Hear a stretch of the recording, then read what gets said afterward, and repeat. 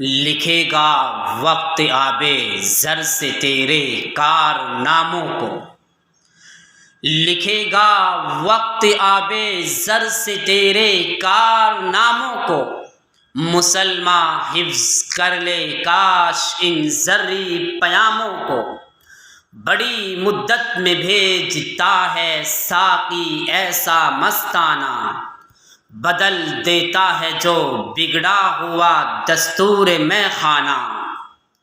آج جامعہ صوت القرآن کے احاطے میں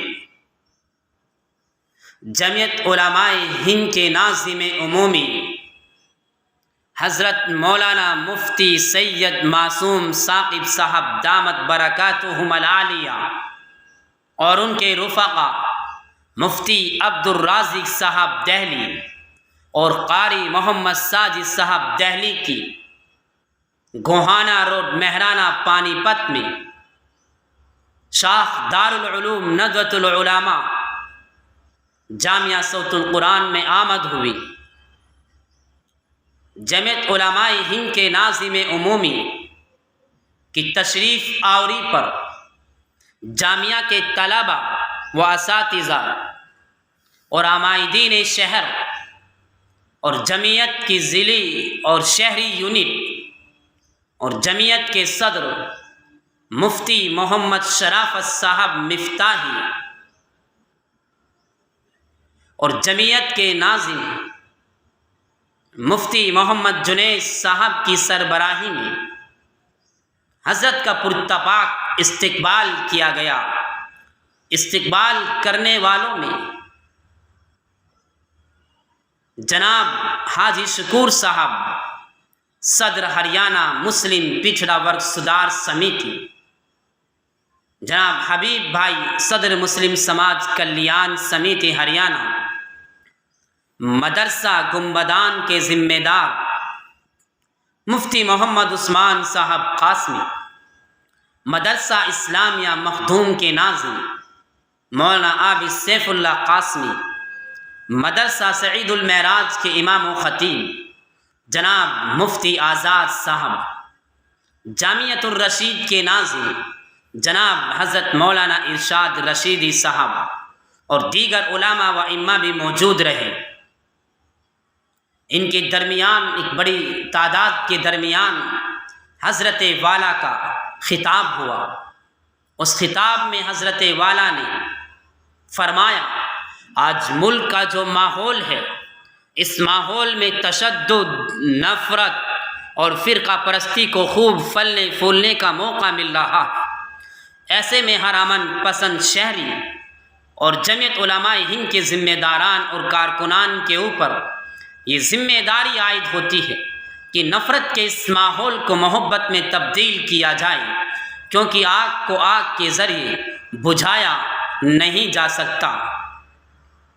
حضرت والا نے پانی پت کی تاریخ پر روشنی ڈالتے ہوئے فرمایا کہ قرآن پاک کی تعلیمات کو پانی پت کے شہر سے گہرا تعلق ہے، اس لیے پانی پت میں رہنے والے علماء و ائمہ قرآن تعلیم کو اسی لب و لہجے کے ساتھ خوب زور دے کر پڑھے۔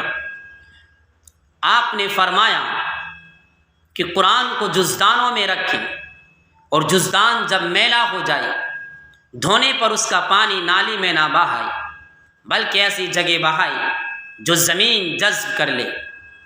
مولانا نے جمعیت علماء ہند کے ملک و ملت کے تئیں خدمات کے اوپر روشنی ڈالی۔ پھر مولانا نے یہاں سے شہر پانی پت کی تاریخی مقامات کا دورہ کیا۔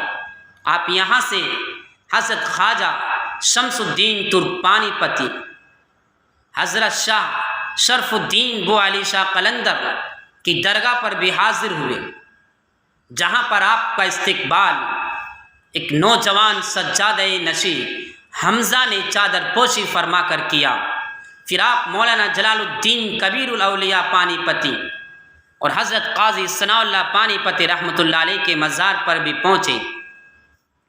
وہاں پر پھر آپ نے مدرسہ اسلامیہ مخدوم العلوم کا بھی دورہ کیا، جہاں طلبہ و اساتذہ نے آپ کا استقبال کیا۔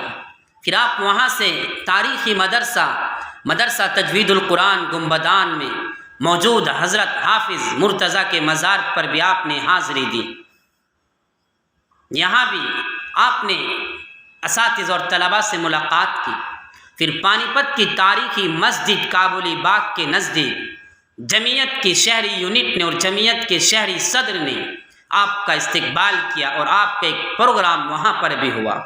یہ پروگرام سنولی تک حضرت استاذ گرامی مفتی محمد شرافت صاحب مفتاحی اور مفتی عثمان گنبدان کی سربراہی میں چلتا رہا۔ یہ پروگرام آپ کا جس مقصد کے لیے ہوا تھا وہ مقصد ہم نے پورا واضح کر دیا ہے۔ اللہ تعالیٰ آپ کے اس مقصد کو قبول فرمائے اور آپ کی شہر پانی پت میں جو آپ کی آمد ہوئی ہے اس آمد کو قبول فرمائے۔ با ہنر ہو با اثر ہو قوم کے رہبر ہو تم، با ہنر ہو با اثر ہو قوم کے رہبر ہو تم، کہکشاں ہو پھول ہو اور خوشبوئے عنبر ہو تم۔